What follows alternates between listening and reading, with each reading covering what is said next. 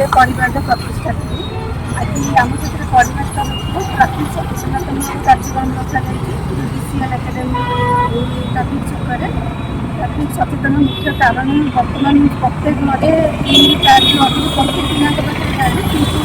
अभिभावक मान कहे 18 वर्ष तौक बिना लाइसेंस पिला गाड़ी दिखती ना ट्राफिक नियम मानक मद्यपान कर बिना हेलमेट बिना सीट बेल्ट गाड़ी चलाती ना आज आम ये सड़क सुरक्षा केमी हो लोक मैंने केमी तार नियम को मानवे से आम गोटे सचेतन बार्ता देवाई आज आम एकत्रित होइछु।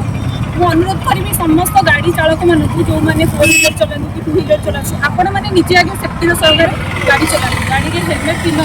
सीट बेल्ट पिंधु यहाँ आम आज सचेतनता करुचु जोटा लोक मैंने हेलमेट खाई भी लोक हेलमेट गाड़ी बांधिकी जाते हेलमेट पिंधु ना निशा द्रव्य सेवन कर गाड़ी चलाते तेणुक आम चेष्टा कर लोक मैंने सचेतन हूँ। मुख्य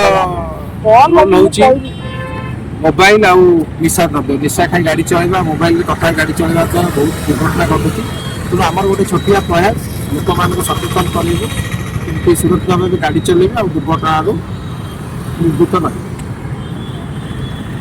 आम साथी प्रोग्राम रे आम जॉइन करूँ आम जो ट्रैफिक सचेतनता प्रोग्रामटा अच्छी से भल लोक मान सचेतनता विषय कहुच्छी।